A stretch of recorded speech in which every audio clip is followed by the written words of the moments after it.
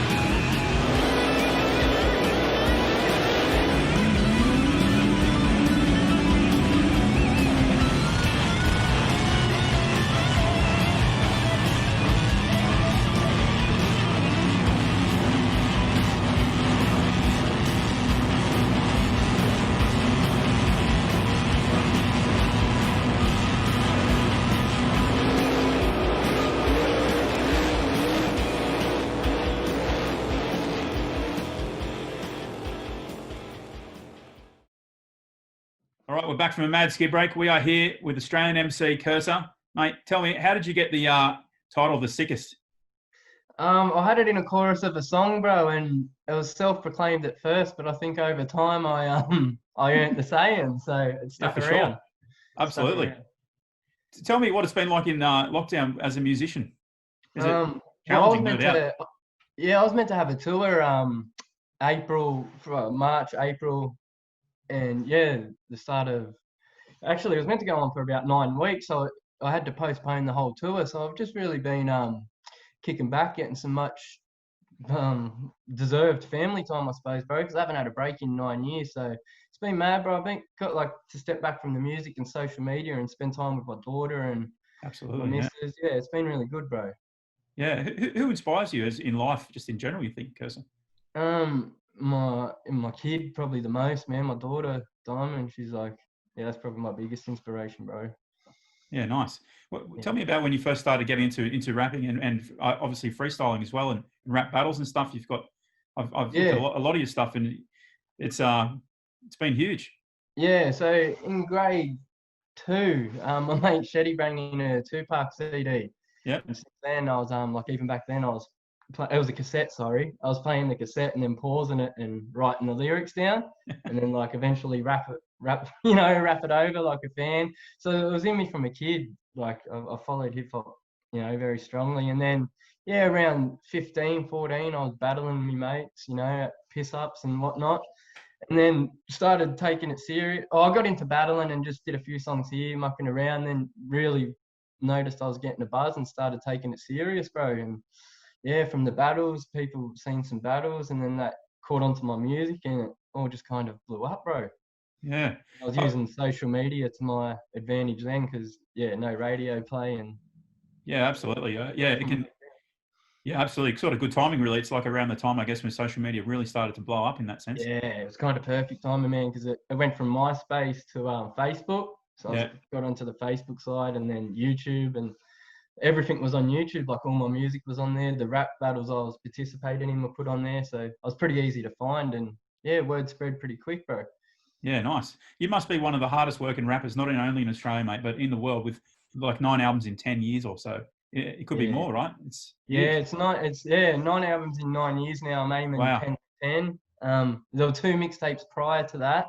Yeah. There's something like 130 other promo songs all blasted over YouTube. So like, wow. Yeah, it's the work rate's been crazy. That's what, going back to what I was saying earlier, I think that's why I've been enjoying this quarantine, like just because I'm like near the water here, bro. So I can just I've really kicked back for the first time, legit, like being able to relax for the first time in years, man. So yeah, nice.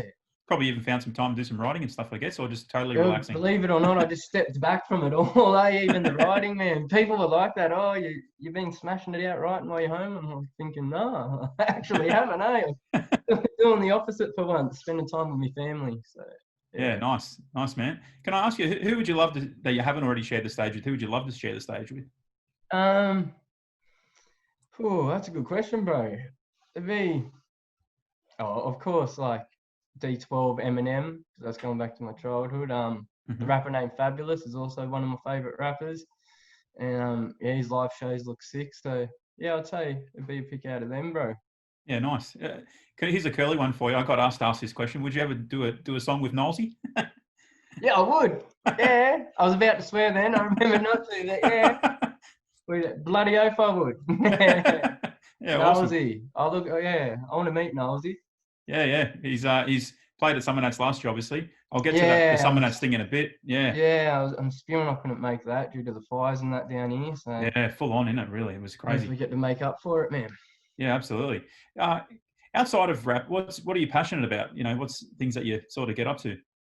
Man, I just my life's pretty, because I moved down the coast. I got a pretty chilled life. Oh, not chilled. It has been because of the quarantine, but just kicking back, bro. I like going to the beaches, and because I'm not used to it. I grew up in Campbelltown. There weren't any beaches there, but just kicking back, bro. Catch up with family and keep my friends close, and yeah, nice. I like my cars. You know what I mean? Okay. I like the Sony. I jump on the PlayStation. The nerd side of me comes out. So yeah, nice. There's a lot of people that have been in isolation. I'm certainly one of them who got into this whole sim racing thing. Man, I just got into the PS4 because of this like quarantine thing. I went and bought one, got a few games, got smashed in UFC, so I got to get me practice up. I told people it's not working at the moment, so I can practice and then jump back on and come back a killer. Nice. So you've got a tour then replanned for the rest of 2020? Yeah, bro. I can't announce the dates yet because until the law gets lifted or whatever, because the ticket links and that are up, but I'm not going to announce it till we know 100% it can go down. But with the way things are going, it's looking pretty promising. But all dates and venues are booked, so roll the dice till it's still happening. I just got to wait to get the green light from the government. You must be edging, mate.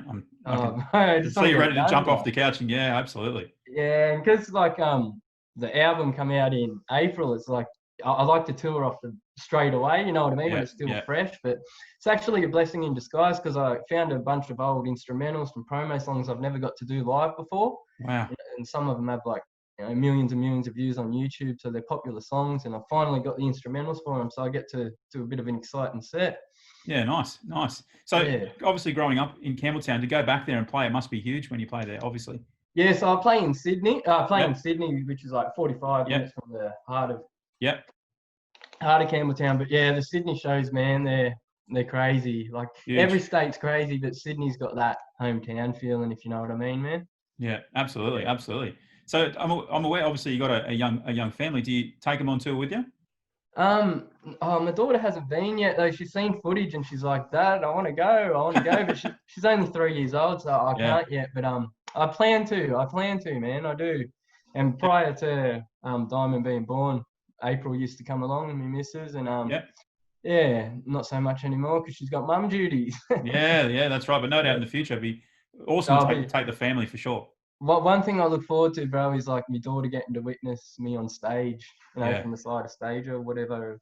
Yeah, it'd just be a trippy experience, eh? Yeah, absolutely, man. So to touch on Summernats, I guess you were meant to perform last year, obviously, but you got stuck right in these fires and the highway was actually blocked off. There was literally no way to get there, hey. And wow, we stayed like where I'm at, and I had a few mates over. We were literally fighting the fire off. It was pretty bad, bro. People lost homes. It was like, I think people forgot about the fires pretty quick because of the corona come in. But man, it was extreme. Like the whole country was nearly on fire. Yeah, I did a bit of a trip down to Lake Ajola around the end of January, and devastation. Oh, they copped it, bro. Absolute devastation. Yeah, real bad. It's heartbreaking driving through there, eh? Some houses, amount of houses and that burnt. Yeah. Well, I certainly hope they all get the rebuild they deserve, man, because these towns are so crucial to that area, Yeah, that's it, man. That's it. And then, like, on top of that, they had that, and then Corona hits, you know what I mean? It's just one thing after another. Yeah. So no doubt you were pumped to come to Summernats. Tell me, obviously, you just touched on it earlier. You are into cars for sure. Yeah, I'm into cars, bro. I don't know a lot about them, but I'm into them, bro. I'm into for me driving, because I got to be comfy because I moved away from Sydney, like down the coast, so I'm long drive. So I like my European cars because the interior is comfortable and and whatnot. But other than that, I like my drag cars and shit. Yeah, I'm into it, bro. Yeah, nice. What sort of car are you sporting at the moment? You happy to let us know? Yeah, I've got a Merc and a Rangy. Yeah, nice. Yeah. So they're both good. I've got to stay out of the Rangy. It's V8 supercharged. I just got my license back. I just got to leave it alone. Got to get rid of it or something, bros. What was your first car, Kers? My first car was a Holden VN, I think, bro. Nice. I mean, it was an old shit box, bro. It was crashed, but that was my first one. Your first car always means something to you. I actually I stuffed that car up. I was going through the bottle, which I don't recommend anyone doing after a few drinks, and I was going through the self-serve. Yeah. And going through, I got my mate in the front who's had a few drinks himself, and there was a forklift, and its points were sticking out, and I'm like, am I right to go? And he's like, yeah. I start driving, man. It literally cuts the car, comes through his door, and he's like, stop. I'm like, man, you told me I was clear. So, that was the end of that car. Spewing. Would have made a good burnout car after that, though, Oh, man, I wish I should have hit him up for the CCTV footage. It would have been good for a film clip. Absolutely. So, have you been to Summernats before at all, Kers? Never, bro. All my mates have. Everyone has. Like, I'm so pumped to get there. That's why last year I was so looking forward to it, man. And then the fires happened. Like, oh, man, that's why. Well, nine albums in 9 years, mate. You haven't had a lot of time, I don't think. Yeah, so I haven't really had the chance. That's why that was my first chance. So hopefully we can make up for it, man. Yeah, absolutely. I've got some exclusive info that you'll be at Summernats in 2021. Correct, bro. I wasn't sure if I should say it then. So, yeah, straight to it. Yeah, bro. I'm going to be there. Friday, January 8th. Yep. And no fire stopping me getting there this year. I'm there, man. So it's actually it's added it's made me more hype now because it's like you missed it again. I just can't get there, but we might get you to stay in Canberra a couple of nights before. I might have to come a week before just to make sure, right? Absolutely. Well, we look forward to seeing you there, mate. No doubt the crowd will be absolutely pumped for you. Having to wait a whole year. Yeah, I can't wait. No, I've noticed because when I didn't come last year, I noticed so many fans were hitting me up, why weren't you there? So it seems like we kind of got a cross-following there. So yeah, and the crowds were huge too. And I think with everybody being cooped up this year, everyone's ready to let loose. Everyone's ready to party, brother. 100%, mate. Me included. Can't wait. Absolutely. Well, thanks for coming on, mate. We really appreciate your time. Thanks for having me, Josh, bro. It was good talking to you. You too, mate. Absolutely. I'll see you at Summernats, eh? I'll be there, mate. Don't worry. 100%. See you, brother. All right. Catch you later. See you, mate. Dad. Anest iWater. What is that, you say? Listen, Anest iWater brings to the Australian market a wide range of equipment for the spraying of liquid coatings. Nice. These may be for automotive uses, both at production and refinish levels. They can even supply equipment for the beauty and film industries where it is possible to spray makeup, airbrush fingernails, body art, and spray on imitation suntans. Because who wouldn't want to have a suntan, right? Yeah. Dad.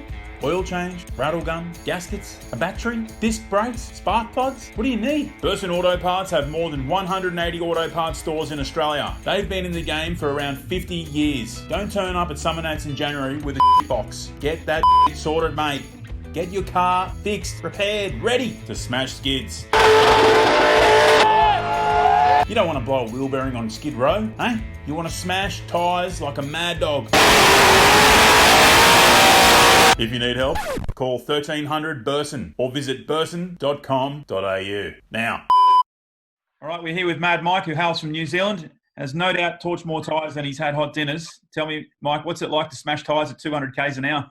Oh, dude, it's pretty cool. I mean, now to be able to do it for a living. Actually, just this weekend we had my 12-year-old, well, he's just turned 12. We've just built a little drift MX-5 for him. So he had his first drive actually of a manual. I mean, he's been racing karts and his mod kart as well. It's like a little stadium truck. Yeah. So he's been thrashing those since he was kind of like 6-7 years old. But we had him out in his MX-5. I thought it would take him a while to figure out the foot clutch and everything, but yeah, he was straight into it. We just dropped the video on his Instagram last night. Actually, it's gone crazy. So yeah, nice. Cool, but amazing. You know, just the sport itself of drifting. When I first got into it, you know, I came from burnout, similar to like Summernats with your guys' big burnout things. Yeah. Here in New Zealand, like I was always super limited budget. You know, I grew up with just my mum, but burnouts and rotaries was one of those things that I never met my father. It was just self-taught, built rotaries. They were easy to make, loud, obnoxious, and do good skids. So that was kind of where it all started. I did motocross through all my younger years as well. Mm-hmm. But yeah, to transition from doing just, you know, we had the Skid Fest here in New Zealand, the foreign rotary nats, and showing up, you know, for me it was also, Skid Fest started as like all V8s. And for me it was the buzz to show up in a rotary and we'd put it into bongo vans or whatever we could think of and just go and do burnouts, and discovering drifting and these crazy Japanese guys like drifting over these mountains, and then the whole circus and format style of tandem drift. Yeah. So did the transition into that, and yeah, here we are. We're now 12 years. We've been with Red Bull. We're partnered with Mazda, you know, Lamborghini, Toyo Tires, some of the world's biggest brands. And absolutely. Yeah, it's my career, it's my living. Yeah, absolutely. I remember, like, I'm mid-30s sort of, but I remember as a kid, you know, in my sort of late teens, looking at the events in New Zealand or the Foreign Rotary Nationals, watching all the videos and stuff. Like, I think as an Australian, all that sort of stuff, you're quite envious over here to see like the real like events in those days were over there for the fours and rotaries and stuff like that. Yeah, we got a huge culture of New Zealand and Australia. Like, I mean, I'm very fortunate to travel the world and being a rotary purist. Every country does have that rotary following. It's crazy, you know, but for sure, New Zealand and Australia are rotary purists. You know, Australia is very well known for the drag racing and having, you know, 5 second, you know, quarter mile drag cars. Yeah. New Zealand as well, we're very passionate with drag racing. Though myself, I've always just been into doing burnouts because, like I said, it's something that was able to start with a much limited budget. Absolutely, and kind of express your own style and personality through doing burnouts and the car builds, which has now evolved into drifting. But yeah, New Zealand, Aussies and Kiwis very well known globally for doing, you know, sick rotaries. Yeah, I remember walking around the pits about 10 years ago at the Jamboree here in Queensland, and the foreign rotary one up there, and it was just the passion the guys show there, the car builds are like, it's, you know, it's a fine art, no doubt. Yeah. Absolutely. I wanted to ask you about growing up in New Zealand with cars and stuff, because over there you're not limited like here with you know, you're importing everything and anything over there. So the variety on board. What was your first car that you sort of, you know? So yeah, we are exactly like you say. We are very actually. When we were young, I always thought it was an absolute pain because we had to get a certification. You know, so my first car was a 1978 Mazda 323, which was advertised for like $100, and this was before the internet. You know, well, internet was around, but I surely didn't have it when I was young. Yeah. And we used to get this every Thursday. It was a trade and exchange, which was a paper $2.50. Go down the road, $1,500 an under section where, you know, you could pick up 323s, Mazda 626s, DX Corollers, like, and you could pick them up for $50, $100, and we would go and paddock hack them or whatever. But my first car was, the 323. And then I had a skateboard, and my buddy had another $100 that we swapped for a fully crashed RX-7. And then we swapped the rotary engine out of this RX-7 into the 323. So that was my first car. My first car was literally a rotary powered 323. But then I thought it was a pain because you had to pay, I think it was $300 to get a certification to actually make the car legal. Yeah. And back then, trying That's to a lot of find money when you're a kid. was a lot of money.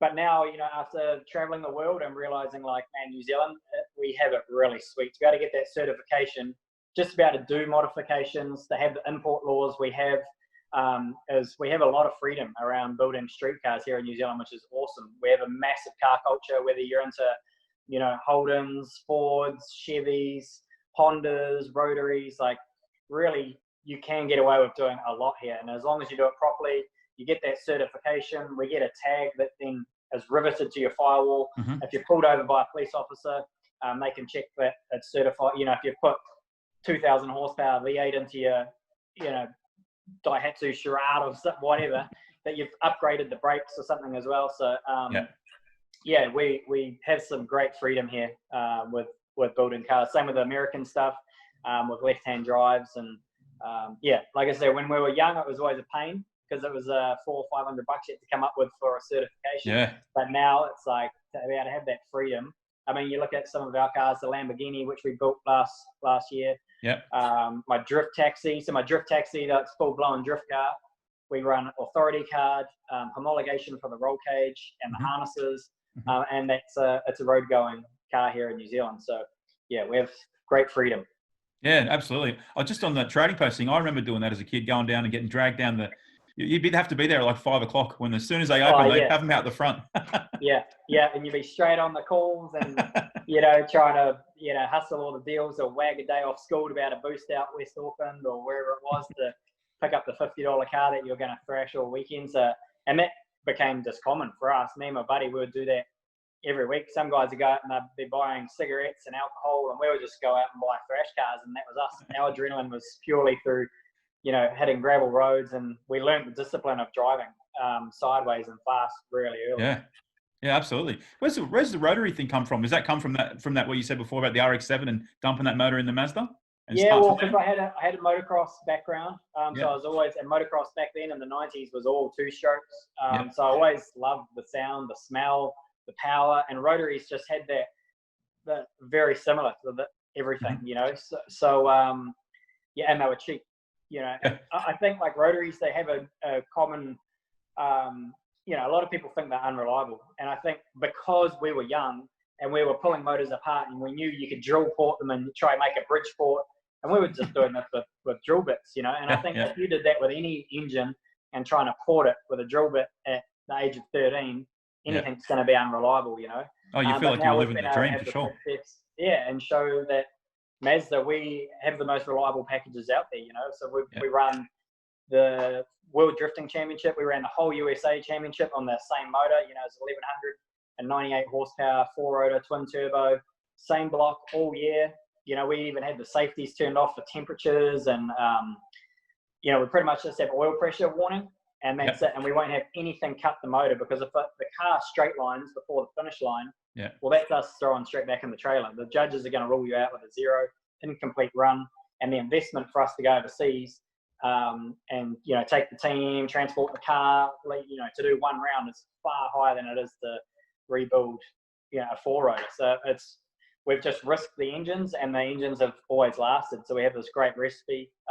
We're honoured to have the support now from Mazda internationally to be able to make this happen. They're able to pull out some of the parts that were available back in the 70s and 80s. That's how crazy it is. Some of these parts in my motors are parts from the 70s. And then we just modify them. We've got Pulse Performance down here in New Zealand. They're in Wanganui, and have been mates of mine forever, and now doing some of the craziest builds.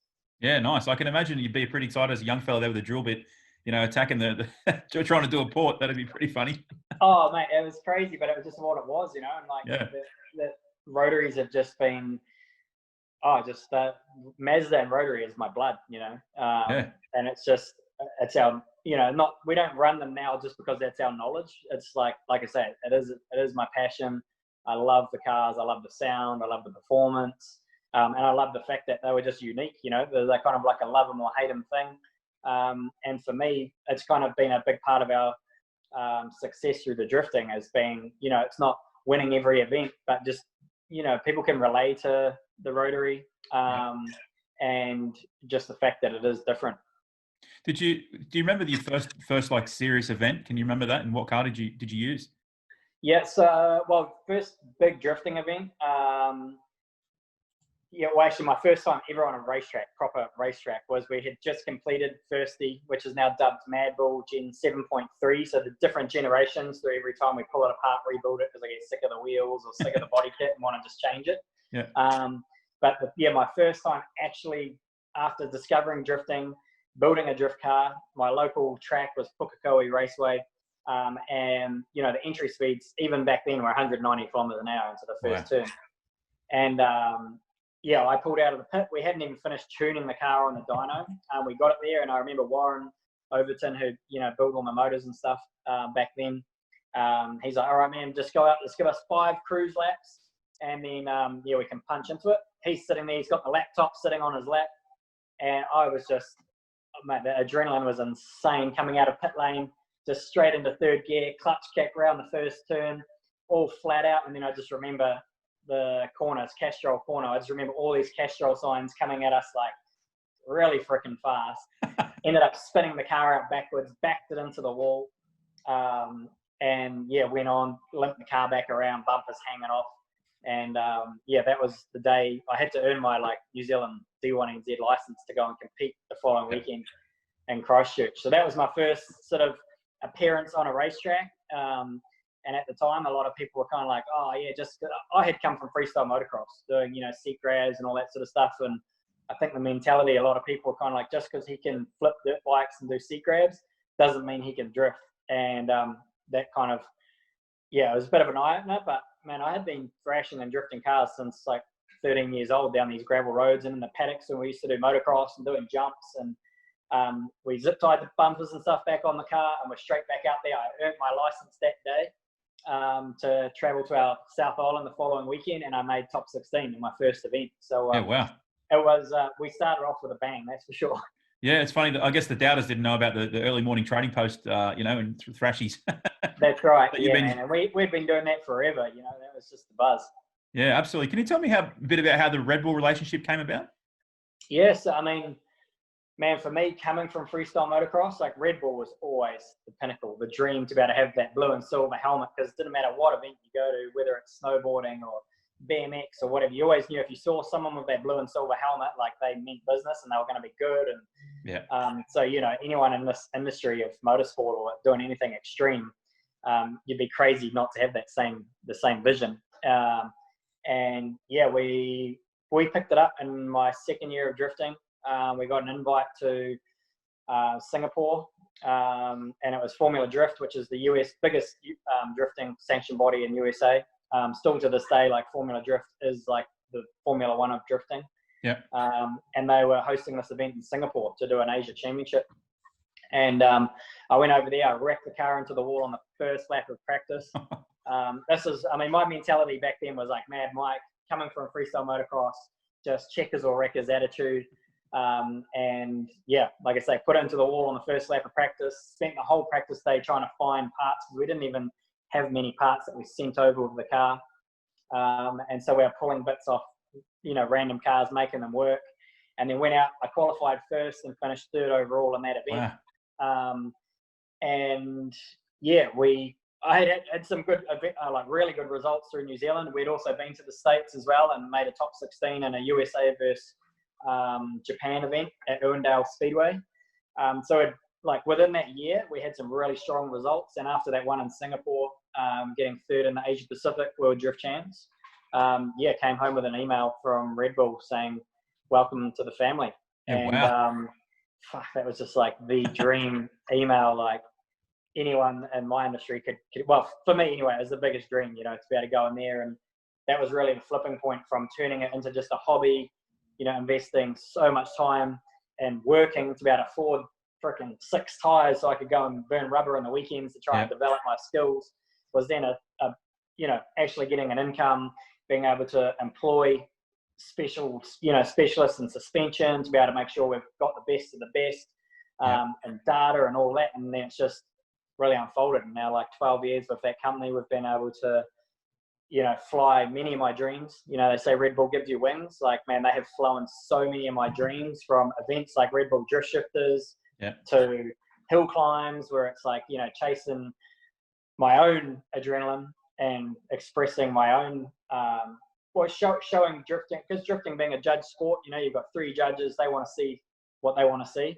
Yep. Very often you've got the 3 judges want to see something very different to the 30, 40,000 people that could be in the grandstand. So the film shoots with Red Bull that we've been doing on the hill climbs all around the world are cool, because I get to just express my vision of what drifting is.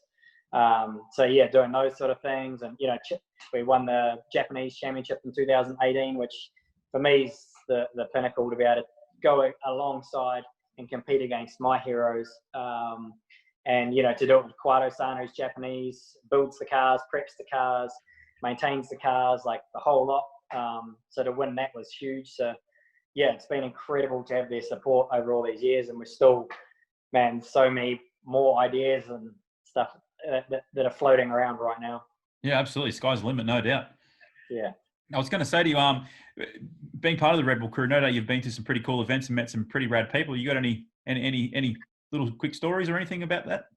Anything? Something really cool? The athlete summits it's where all the athletes get together once a year and do all sorts of fun stuff. And one of them is the brainstorming of like, what is the next craziest, wildest thing in your discipline, whether you're a snowboarder or, is it a triple backflip over some building or a world record or some style like Red Bull Drift Shifters, where it's like, let's eliminate the judges and make an event that's for the people. So yeah, there's some pretty wild ideas. You get to meet some pretty cool people that just have some incredible talent. A big one for me is Ricky Johnson. When I was doing motocross in my young years, he was always my hero. Ricky Johnson and Jeremy McGrath. Those guys were some huge inspiration, being just a Kiwi, no brothers, no sisters, growing up with my mum. And to be able to meet those guys. And like Ricky Johnson is still now, in his 50s, still supported by Red Bull. His son races stadium trucks. They race stadium trucks, trophy trucks together. So for me, that's huge inspiration and a big dream of what I still look up to. So been able to meet some really cool people and learn a lot from inspiration. Yeah, absolutely. Can I just switch to your cars now? Have you had a favorite build you've done over the years? A favorite build? Yeah, from all the cars you've built. Yeah, so Mad Bull is by far the closest to my heart. Like that thing really is. I mean, that's 50% of me. Like building the brand of Mad Mike. Yeah, it came from freestyle motocross, but that car we've won, some huge events. We've accomplished some massive achievements and hill climbs and film shoots, and I say it often, but that car really does have probably more stamps in its passport than most humans. We really have traveled all around the world multiple times, been to so many countries, and not just for ourselves and our partners grow, but for the sport of drifting. We've introduced drifting to Formula One, the first ones to do a proper demonstration. V8 supercars, which is huge. New Zealand and Australia, obviously you guys will understand how big that is. And for me to get the opportunity to represent more so the sport of drifting, because I remember going to UK up to Goodwood Festival of Speed, which is like the world's biggest, most historic, prestigious motorsport event, and have the locals be like, excuse me, like where are we going to see you do your donuts? And it's like, oh, if you can see the track, you're in a good spot. You'll soon see that drifting is far from just doing some donuts. So I think for me to be able to just grow the sport has been probably one of the biggest buzzes and best opportunities for us to be able to get through and get these invitationals and get the credibility for the sport that it deserves. Even the cars themselves, the amount of input, with manufacturer support from Mazda and now Lamborghini as well for the project we did. But yeah, to be able to build Mad Bull into what it is now is the Gen 7.3. It's got the RX3 front, which is like my favorite car. And then all the heritage graphics, which my trade is actually sign writing. So all the graphic design, my race suits, the cars, like the team pitwear, all the shop, the wall, like everything I get to design. So that car is now, and the question is what's the best dream build? Like all of my cars, to be honest, have been a dream build at that time, whether it's for a hill climb or a championship. you know, bad build the RX-8. The dream was like, let's get, you know, because the RX-8 at the time was known as like, oh man, Mazda went so backwards from having the RX-7 with a twin turbo, 13B as a factory car, which was amazing, to obviously Mazda trying to meet the emissions of Europe and America of, you know, rotaries burn a lot of gas. So they got all these smog laws, and, you know, it's hard for Mazda, but at the same time, like, this car was targeted, you know, with no turbo, 4-door sedan. It was like, let's take this wifey's shopping sports sedan and turn it into an absolute monster. And we built it its debut season with a 20B turbo. We won the New Zealand NZ Drift Championship with that car in its debut season. So that was the dream at that point, was to do that. You know, then the MX-5 was like, let's build a car which is known around the world as kind of like a hairdresser's car, or, you know, it's more of a feminine sort of car. Let's build that into the craziest, wildest, fastest strip car this planet's seen and take it to the World Championship. So that we did. We got third in the World Champs of that car, and again had some incredible results. So for me, every one of the builds throughout its stages is a dream build. I'm just very thankful to have so many great partners that support my vision, understand my vision, you know, can sit there and I can express what I want to do, and to be able to have that support. You know, Rotiform, for instance, our wheels, get to hand design every single wheel. And to give you an idea, like, one of my wheels probably has about, at minimum, 10 people would touch that wheel, from the design process, CNC process, the polishing, the powder coating, the assembly, the balancing, the fitting the tires. Like, wow, it's incredible. And it's all done out of Compton in LA. So the body kits, you know, Rocket Bunny out of Japan get to sit there and design in CAD and SolidWorks. And it really is incredible, like, what we're able to accomplish. Yeah, absolutely. Do you have any word on, reckon the RX-9's going to Well, again, like, of course, Mazda, that shows how awesome Mazda are, still every year trying to develop and push and have a production rotary vehicle, of course, back in production. But it's these emissions as well, though, like I said, the rotary. So they're continuously trying to work out how they can, you know, have a rotary burn less gas and make less, you know, I guess, you know, as the world is starting to go electric in all these different ways. And but they are still passionate. Rotary is still such a huge part of Mazda. This year is 100 years of Mazda. So, you know, always trying to push and develop the rotary engine. The fact that, you know, even for us, they're rebuilding some of these parts. They're letting us, you know, put the rotary engine into a current, you know, MX-5 and market that. You know, a lot of manufacturers would be like, you run this car, this is our production car with this motor. Yeah, you can modify the motor, but it's just, you know, Mazda's motto is never stop challenging, and that's exact same as here at Mad Mike Motorsports. Is exactly the same. Yeah, I have no doubt if they do produce the RX-9, you'll get one to smash tyres. Oh, mate, I've got my hand up, man, and they know that I'll be one of the first to roll one into the shop and probably chop it straight up and turn it into something crazy. Do you have a favourite event you've done over the years, like one that just stands out the most? That, again, it's so hard, you know, from competition where we're like, you know, I'm pushing myself, the team are trying to develop the car to be the craziest, wildest, fastest, most grip, you know, and execute, you know, crazy shows, to, you know, you look at Goodwood Festival of Speed. So like between Formula Drift, Goodwood Festival of Speed, and there's like my own event, the Mad Mike Summer Bash, which we have here at Hampton Downs, where I just try to bring the best of all of the events into one. So you have cruising, you have time attack, you have drifting, you have grassroots drifting, we're cruising for mum and the kids, and the fans can actually get out onto the track and just drive around in their own cars in a safe manner. It's far too hard to pick a favorite event. I'm just very honored and thankful to be able to have these opportunities to travel the world and showcase our team and our sport of drifting. Yeah, absolutely. So what's the future hold in the short or long term, I guess, for Mad Mike? Well, short term is like, you know, right now, I hate to mention it again with COVID, but it's, you know, this is what's happened around the world. It's very unique. You know, most people in our generation have never been through anything like this, with a full lockdown. But I've just been making the most out of it, man. For someone that travels the world full time, it's been really nice to have the family time with my kids. My son, you know, he's, like I say, he's just turned 12 and we've just finished his drift car. My daughter, she's 4.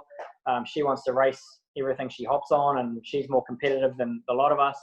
Have the time with Tony. Well, Tony, the wifey, I mean, we do this whole thing together. So we're always with each other every day. Yeah, it's a family affair. That's right, working on something. So, but it's allowed a bit more time. Like I say, with the kids, it's allowed some time to be able to think and do some more proposals. I believe this time, not just ourselves, but everyone around the world, there's going to be some, people that have wanted this time, always had the excuse that I don't have the time. Yeah. I think now there's going to be a lot of great things that actually come out of this with people that have been able to spend extra time and put more development into their skills or more thought into what's next, So in the short term, we've got cars that had left to go overseas that are kind of like, we don't even know what's happening yet with all the different government rules and with all the border controls. So we're still trying to figure out all the international things. So for me, it's, usually by now I'm well deep in international events. And this year we had 31 international events and I haven't even done one yet. So I'm hoping I can get out there as soon as possible and jump on a plane and start putting on a show and, meet my fans and talk. But for now, New Zealand, we've been very lucky to, all stick together. We're back into level 1, so we're able to have events. We had my grassroots, Mad Mike Drift Force days. We had another one on Saturday and full force, so we're allowed to have, full events now, which is great. Just to keep active, man. And now I'm just chasing Link around with him in his MX-5. It's going to be pretty cool. I can't wait to get him on the track. You can carry the legacy one day. You never know. Oh man, that'll be the dream for sure. And for me, I've never really pushed him into anything. I've always, one that came with never having a father. I believe, I got to where I am because I just chased my own dreams and kind of instigated it and made it happen myself. Mum, of course, helps support as much as she can, but we never had a big budget, man. It was the passion and determination that really made it happen. And so with Link, of course, I've got some budget there to help make it happen, but I've just let him be the instigator, whether he wanted to go ride horses. My mum's like super fanatic when it comes to horses. Yeah. And so whatever he wants to chase, kind of let him. And if I can fuel his own dreams, like that's the ultimate goal as a parent, to be able to fuel your kids' dreams. Absolutely, man. Do you think we'll ever see a Summernats smash some tyres there? Dude, I would love to come to a Summernats. Like, I know it's Corley V8s and stuff, but like I said at the start, I think they'd appreciate it. always my buzz was to, like New Zealand and Australia. We have all the automotive car culture, whether it's American lowriders, whether it's Holden versus Ford, whether it's Rotaries, Hondas, like. But the thing is with New Zealand, or especially New Zealand, I know, well, coming from here, the aggression to, dudes are like punch-ups over Ford or Holden or Chevy. And I think like you go to Japan and people have this car culture, all the cultures, but they'll all meet on a Friday night at Daikoku and all just respect everyone's work. Yeah. And I mean, I was one of those dudes, man. I was core Rotary. And for me to go to Skidfest and be like the only Rotary shop there and be like, oh man, because have burgers thrown at us and all sorts of stuff, but to go out and just shred on the burnout con was always the buzz. And I would I'd love to come over to Summit, not so much to get burgers thrown at me, but just to come and. I don't think you get any burgers thrown at you, mate. I think I talked to a lot of people who've done obviously heavy in the burnout scene, and they talk about other events, but they talk about that start line at Summernats and the dauntingness of the crowd, and it's kind of like the main event for burnouts. You could say worldwide, like winning that Burnout Masters trophy at Summernats is the pinnacle of almost, chucking a skid. It's turned into something really crazy, and I have no doubt the crowd would love to see you start the start line and come in and tip it in, mate, and just go nuts. Oh, mate, I would have to build something pretty ludicrous because, I for sure follow and see the Summernats, like the burnout competitions. The cars are insane, and it's like I say, with whether you're into drag racing or you're into drifting or you're into time attack or if you're into burnouts, like it's crazy that what people now invest the time, the development. Oh yeah. And I think even for me as a driver, as a car builder as well, like I can appreciate just in a drift car alone, like it's scary as a driver to think how rapidly just our suspension technology is growing, for instance. And as drifting looks like it's all about being out of control and sliding sideways, we are hunting as much grip as possible. The more grip we've got, the harder, faster, more angle, up on 3 wheels, more like the photos are going to look better, the adrenaline's going to be better. So it doesn't matter what discipline you're in.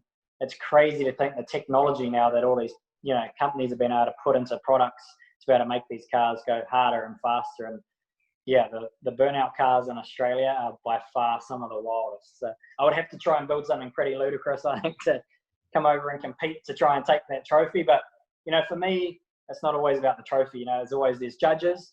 That's been the hardest balancing point for me, is whether you win 3 judges or whether you win 30,000 people in the crowd. And drifting, being a judge sport, has been very much like that. So I just love to come over and put on a show, to be honest, bring out. And we'd love to have you, mate. Absolutely. Yeah. And I was, you know, even compete, like that'd be next level, you know, rather than just like doing it, pumping extra. I know you're a competitor. You'd want to compete. Oh, that's right, mate. Always. Thanks for coming on, mate. We really appreciate your time. We know you're a busy guy. Yeah, awesome. I appreciate it, man. Thank you. Peace no worries. Hope to see you there. Absolutely. And everybody, make sure you follow Mike's socials and stuff. So yep, Mad cool Mike .123 on Instagram, Mad Mike Whiddett on Facebook, and my son Lincoln_Whiddett. He's crushing it on Instagram. So yeah, if you want to see the 12-year-old ripping some drifts, and maybe definitely at Summernats one day too. Yeah, absolutely. All right, thanks, Mike. Appreciate it, mate. Peace. Catch Thank you. you. See you, mate. Bye. Dad. Got a Holden, got a Ford, got a Chrysler. Do you have a sick VL, a Hectic, VK, a VB, a VC, a Mang VN, an XW, an XY, an XT, an XA, an XC, a Tory, a Rana? Yes, I know they're the same thing. Whatever you got. If it's rare spares do bits for it. So if you love bits and bobs and pieces and parts, visit their website for a full catalogue and more. More bits, more bobs, more parts, more pieces. All of it. rsp.net.au. Dad. Street Machine. If you don't read Street Machine, follow their YouTube channel or visit their website for great content. What are you doing with your life? Nothing. That's what you're doing. For all the latest on all things Street Machine, visit your local newsagent, buy a magazine subscription on their website now. They got all sorts of mad stuff. Turbo taxis, LS powered MX-5s, and the best street machines Australia has to offer. Do it now. All right, we're back from a mad skid break.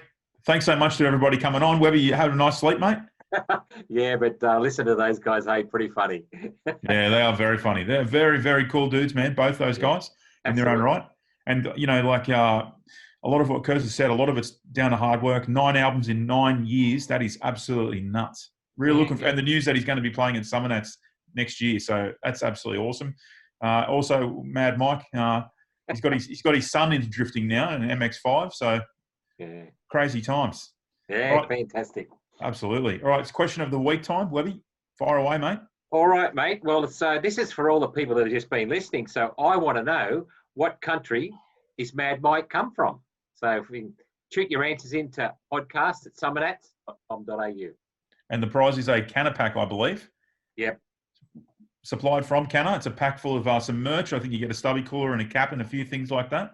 So, you know, very good, very good. All right. We also want to see people send in some pics from what they're up to and what's happening in your world. #write it out. So be sure to email those through to podcast@summernats.com.au. And as the ones they're showing right now, we'll feature them on the podcast. Talking about, let's talk about some punters, Owen. What about some entrants we got for some events that are coming up? Yeah, mate, getting closer and closer. So absolutely. As long as all those people out there behave themselves and we get all the people back to our events, it's going to be really cool. So first, for Motorex, I got entrant 139, Christine Yonta, in a fantastic 67 Beetle. Just an awesome car. Can't wait to see that. Red Centre Nats, we've got 263, Lyle Wickham, with a 39 Chev Ute. Again, a bit different vehicle, but a really cool vehicle. Summernats, we've got 1014, Chris Salia, the Datsun 1600. Nice purple Datsun there. Nice. Very nice. Yeah, it is a really cool car. And Rocky Nat's got 798. Chris Pitcher in a V8 BH sedan. So again, a really good variety. And as I keep saying, you've got to get those entries in, because we're looking again. Summernats, they're really filling up there. But also, we've opened up again for Motorex. Yeah, absolutely. A lot of people have been ringing, asking about that, and getting all that on board. So get your entries in. Absolutely. Just those numbers, you said entrant number 798 for Rocky Nats. I mean, I'm sure the number goes much higher than that, but can you imagine like 1,000+ cars in Rockhampton ripping it up? Well, we're going to actually cut it off there, and that's why I've been. Okay. They're saying, people get so sick of advertising, they think, oh yeah, they're just saying it. There is a cut off at Rocky, and it's 1,000. So 1,000, right? There you go. Get in. Absolutely. All right. Don't also forget that Summernats 2021 tickets and entries are still on sale. Entries for that, like we were just saying, at Rockhampton are filling up fast. Up around the 1,500 mark, I think now, if not more. Yep. Yeah, it is for Summernats. Absolutely. I know that I'm pretty keen to get to that event and the others coming up. Don't forget to subscribe to this podcast on your favorite podcast subscriber. Give us a like on YouTube. Give us a subscribe there. Give it a like on Facebook if you're watching from there. That's it for number 12. We're done. Thanks for all those interviews you did there, on. That was really good, mate. Put me out in the out front, going for a sleep. See, I did all the hard work last week, so I'm giving it to you. No, all good, mate. Great job, as always. Awesome, mate. All right. We'll see you guys next Tuesday. Cheers. Summernats!